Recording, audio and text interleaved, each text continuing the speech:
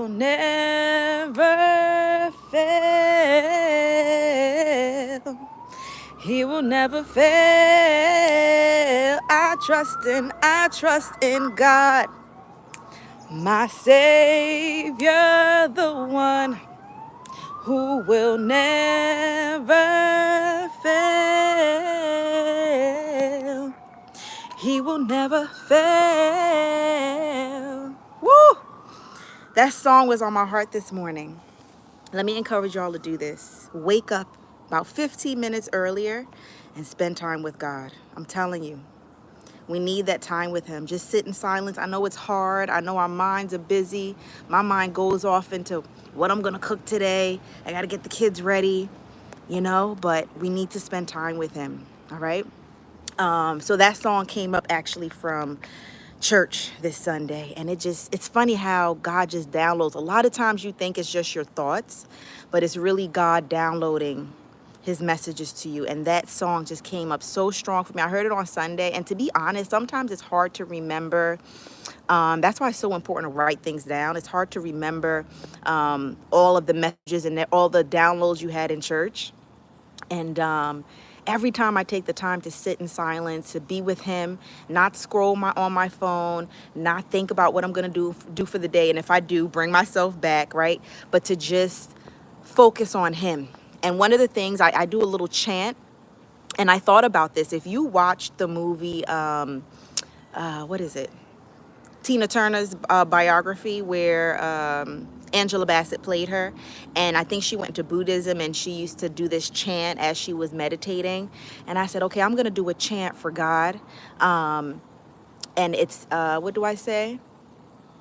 I'm open to you, God, and I'm listening. I'm open to you, God, and I'm listening. And I just repeat that to myself, because sometimes if we don't do that, other thoughts will come in. So this will bring us back, right? And sometimes your mind will drift, but I notice the more you do it, you realize when it's drifting from yourself or it's drifting from God directing your thoughts.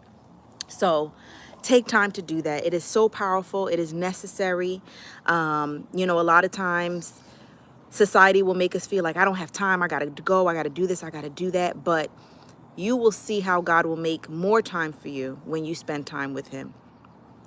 So with that said, good morning. Good morning. Welcome to Glow and Grow Mornings. So the message for today is for those of you who are asking, how do I believe in myself again after coming out of a toxic or narcissistic relationship, or even if you're still in it? How do I believe in myself again? How do I trust my own judgment? And I remember that feeling, for those of you who are new, welcome. My name is Nailah Abdullah. I'm a mental health specialist, therapist, counselor, professional, whatever you call it. I have a background in mental health therapy, right? And I transitioned into toxic relationship coaching. And I remember, but besides that, I also have experience with toxic and narcissistic relationships. And I remember feeling so disappointed in myself that I had made such a big mistake to give myself to someone who was destructive to me and to keep sticking around, right? And I'm like, I made good decisions in other areas. Like, what was wrong with me? And I remember coming out of that relationship just feeling embarrassed and feeling disappointed in myself. And so I understand that question of, how do I believe in myself again? How do I trust my own judgment again? And what is helpful, a couple of things that's helpful, is to look already at the good decisions that you've made, and I'm a big believer in writing things down, because our minds can play tricks on us. So it's important to write things down. Get a journal, get a blank journal. And I know when people hear journal, they're like, I ain't really into that. I don't know what to do. But, it doesn't have to be, this is not school. It's not homework, okay? But you want to write it down so you can visually see it. And I believe that helps to imprint it in our psyche, right? So write down things that you have done good, right? I'm sure there are good things that you have done in your life, and it doesn't have to be big, grand things, small things. What do you do good on a daily basis? Good things that are good for you, things that are good for other people, decisions that you've made that have benefited you, that you have learned from. Write those things down. And, it's not something that you can do right away, maybe. But every day, take out your journal, write down a gratitude list of things that I'm grateful for, things that I have done well, things that I'm proud of for myself. Because what happens when you are coming out of a toxic or narcissistic relationship, your perspective is skewed. You're not thinking clearly still, right? You're viewing things from a very negative standpoint because you've been hurt, you've been broken, you've been traumatized. So that's all completely normal. Right? But write it down. Write those things down to help you remember your strengths, to help you remember the resilient person that you are. Even though you may feel broken right now, even though you may feel weak right now, write it down anyway. Okay? Another thing you can do is, it was one other thing I wanted to tell you of when you feel that you don't trust yourself again. Oh, work on it. Work on yourself. And what does that mean? Everybody talks about doing the work, doing the work. And I have a video about that. So if you haven't seen it, check out my channel about what does it mean to do the work. But what it means is, when people think about healing, good morning, welcome. When people talk about healing, yes, they think about, okay, I don't feel hurt anymore. Yes, that is a part of healing, is to help to reduce the emotional pain, which can sometimes even manifest physically for you, is to decrease that, right? And eventually relieve yourself of it completely. But when I work with clients, what is important to me about healing is also evolving. As you evolve, you grow. You are able to answer these three important questions. How did I end up here? What brought me into this situation? It was not a coincidence, right? Second question, why did I stay so long? Right? Why did I stay so long? Why did I ignore the red flags? What kept me in there, right? And so long can be different. For me, it was 10 years. For others, it could be 10 months, 10 weeks, whatever it is. Usually these relationships are long-term. Good morning, Alice. I am in St. Martin. Yes, so I'm from New Jersey, but my family's Caribbean, and I am currently on the beautiful island of St. Martin. So that's what you see in the background. So those are the three questions. What did I say? How did you get there? How did you get into the toxic or narcissistic relationship? What kept you there? And what parts of you needs to change? You don't need to change all of you, but there are certain parts of you, your mindset, that needs to be changed to make sure that you don't end up in a situation like that again. You don't want to have to block love. You don't want to have to not trust men anymore, right? That is not the goal. You don't want to become bitter and angry. The goal is to learn the parts of you, still be your kind self, still be your loyal self, your nurturing self, right? You don't want to become bitter and change that. But what you do want to do is understand, what are the parts of me that I need to adjust to make sure I don't end up in a situation like that again, right? So all of that is a part of healing. And how does that impact your trust in yourself and your belief in yourself again? Is you know that you're doing the work. You see the growth. When you see growth in yourself, you become confident in yourself. So now you can trust yourself again, right? You can trust yourself to make good decisions again, because you know that you are an evolved woman. You are a wiser woman. Okay, so those are some of the tips that you can do to believe in yourself again and to trust yourself after a toxic or narcissistic relationship. Thank you, Alice. It is beautiful. Sometimes I get annoyed with the heat. But lately we've been getting a lot of rain, so it's kind of cooled it down a little bit. But yes. Alice, you said, after you're healed, is it common to feel love-starved? I can assume what you mean by love-starved, but explain to me a little bit more what you mean by that. What do you mean by love-starved?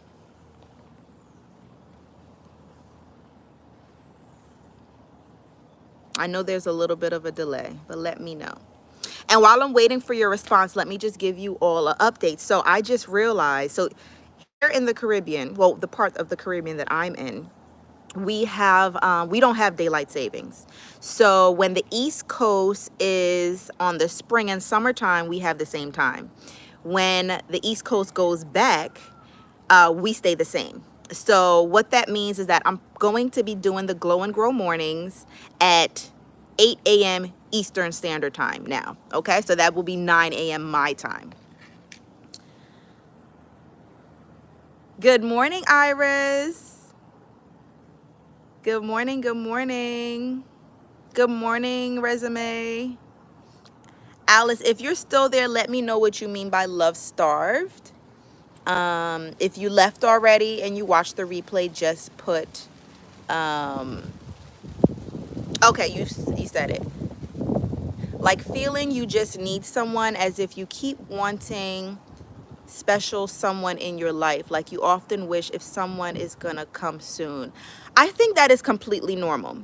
It can be a little dangerous because what I see is that sometimes people rush into a new relationship, but here's why it's completely normal.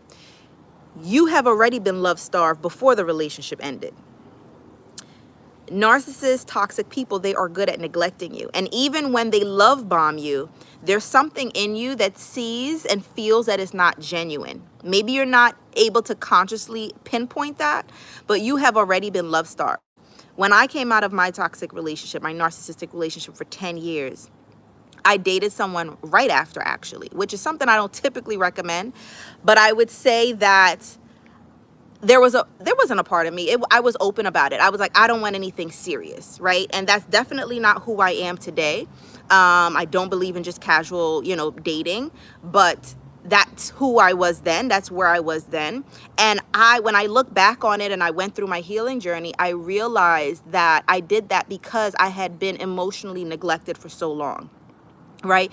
It's like coming out of war, coming out of a toxic and narcissistic relationship. This is why I do what I do and I provide the support, because I understand this is not a normal breakup, right? This is not a normal relationship that you're coming out of.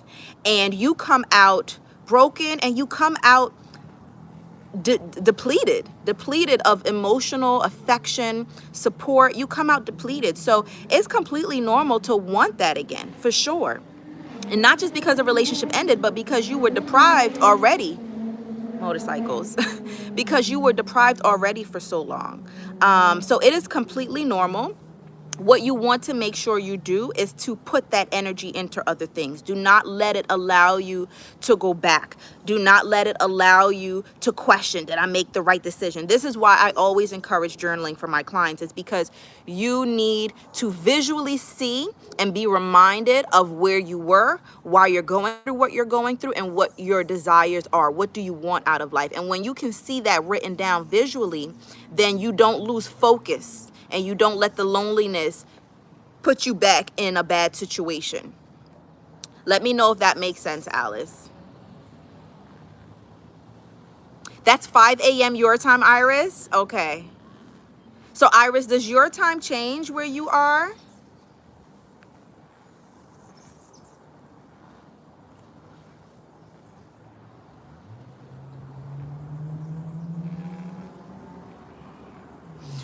Alice, you said I was in a relationship and like I was told and loved a lot and even received many heartfelt gifts.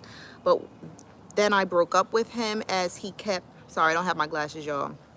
As he kept being possessive to the point where I couldn't have friends. Okay.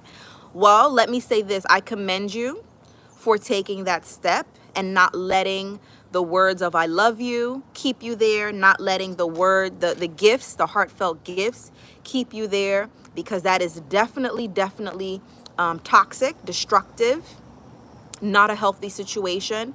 And he is not a person that should be in a relationship with anyone, right? Because he has issues if it goes to that point.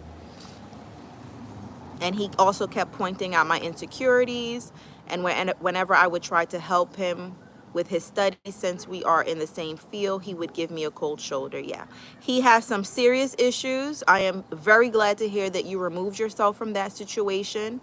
But yes, listen, this is why I always talk about working on your healing, not becoming bitter. A lot of times people, women think, I'm going to be cold, I'm going to be mean. I was there. I was angry. I was like, I don't want any relationships. I don't want anything serious. Like, I remember that. But here's my point. We do want it, even when we say we don't want it. So yes, Alice, you're going to crave a new relationship, a new connection. That's how we are made. God wants us to have companionship, right? That is what we're supposed to have. We're not supposed to rush into it. We're not supposed to, sacrifice our well-being for it and be with someone who's not equally yoked. We have to pray on it. We have to work on ourselves to make sure that we are healthy and whole when we bring ourselves to someone else. right? Not that we're perfect, but we're in a good space to receive healthy love. So yes, it's completely normal, completely normal. But my recommendation is to work on yourself before getting into something serious. Because like I said, after my relationship, I did get into something. It wasn't serious, it was casual dating. However, I had to let that go because I knew that I didn't want to just give myself to something that was not serious. I did not want to cause emotional confusion for myself. And I wanted to work on myself. And I'm glad I waited to date my husband, my now husband, because I was in a much better space. If I had met him and dated him and started a relationship with him right after, I would have ruined it because I was so broken. I was so traumatized. I was so angry. I was so confused. I was not seeing clearly.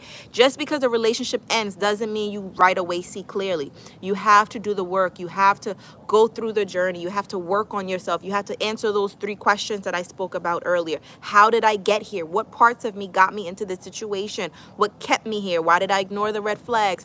And what parts of me needed to change to make sure I don't end up here again. And then when you do get into a new relationship, which is what I experienced, I then had new work to do because now I'm bringing this new Nailah into this new relationship. But now I have to figure out, how do I have a healthy relationship with a healthy person, right? So yeah, you definitely don't want to rush it. But being lonely is normal. You know, that's why like I said, that's why I do what I do. That's why I create the communities that I have. If you're interested, you guys can click the link. Go to the relationshipdetox.co to find out more about that. That's a program that I have. I have one also called Thrive. That's a community that I have because I know a lot of people, it's normal to feel lonely. It's normal to feel lost, and being connected and in the right space, the right environment, the healthy environment, it makes a world of difference. No one has to go through this alone, right? Worst part, Alice said, worst part is recently I lost many friends. They were being very toxic behind my back and some even in front of me. So it's like I have been craving some genuine connection lately. I'm so sorry, Alice. You know, I have a similar situation, and if anyone else can relate to this, even if you're watching the replay, share it. But I believe in my own experience, and I've seen it with others as well, when you get out of a toxic and narcissistic romantic relationship, that's just the first loss. Sometimes there's other losses as well. Because now you start to see things differently. Once you're able to identify toxic traits in one person, it's like your eyes open up. And that was the same thing for me. There were people in my family that I was very close to, that are very close family members. And initially coming out of the narcissistic relationship, they ran to my aid. But then I started to see the narcissistic traits in them. Right? And not everyone. There are people that were there for me and that are still here for me and that are good. But I started to see the narcissism and the toxic in other people as well. So your eyes open up. And it's like, what did I call it? I forgot how I phrased it, but I'm like, I got hit from all sides, right? That was a very difficult time. So I can understand what you're talking about, Alice. But what I will say, and it sounds like you have also distanced yourself from these toxic friends, do not be afraid of the season where you're alone. Sometimes it's a cleanse. Sometimes it's God helping you to purge. He does not want us to go through our whole life connected to toxic people. And a lot of times people feel like I can't afford to lose them because then I'm going to be by myself. Listen, the world is full of billions of people. Yes, it may not be the people that you thought would be close to you, that you thought would be supportive of you, but we're not short of people. Right? There are people in this world that are destined to be in your space, that are destined to cross your path. But I believe God will not bless a mess. If your social circle is a mess, he's not going to now bring in the healthy people, the good people, the people there to nurture you, to support you, to uplift you, to inspire you. He's not going to do that. So don't be afraid of the season where you are alone. Don't be afraid of that. Because when you accept that, when you embrace it, you stay connected to him. Ask him to send you the right resources, right? The right friends, the right family members, the right groups, right? Even you being here, like, let him send the right people to you. Don't be afraid of the season of being alone. I know it hurts. I have cried tears. I get it, I was there, right? But you got to be willing to be alone, trusting that he is going to, he's going to send you the right people. I have been focusing on myself, but I keep having moments when it just feels so wrong and I feel so lonely. That's normal. It's a part of healing, right? It is. It's a part of the process. It's a part of the process. Now, some people go through it and they don't heal. So I don't even want to say it's a part of healing, but it is a part of the journey, right? And then you determine whether you're going to continue on the path of healing, which means embracing the season of being alone, or you're going to go back into saying, I'm so lonely, I'm just going to buckle down and go back to these people that I know are not healthy for me. So you determine which path you take, but it is all normal. You're going to have your ups and downs, right? But continue to focus on yourself. Good decisions don't always feel good. Good decisions sometimes hurt, but it doesn't mean they're not good decisions. And when you remove toxic and narcissistic people out of your life, it's a good decision, but sometimes it will hurt. Absolutely. I move out next year, so I'm just hopeful about it. Move out from living with your partner, your boyfriend or husband. You're welcome, Alice. My pleasure. My pleasure. I'm glad it was helpful. Good morning. Good morning. Did I miss anyone? Good morning, Kit Rab.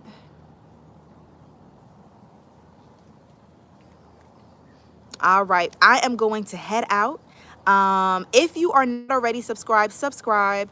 Turn on your notification bells. If you don't know how to do that, I always explain it because I didn't know either. Hit the subscribe button. You're going to get a drop down.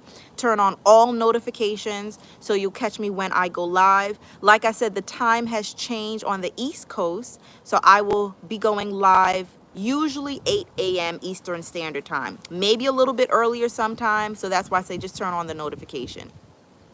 Oh, your home state. Okay. Okay, that's good. Sometimes that's necessary. Sometimes that's necessary. Just getting a fresh start. Don't ever, guys, don't ever feel like you're going to be alone forever. And I know that's a normal feeling, but I'm just here to bring you back to reality. It's billions of people in this world.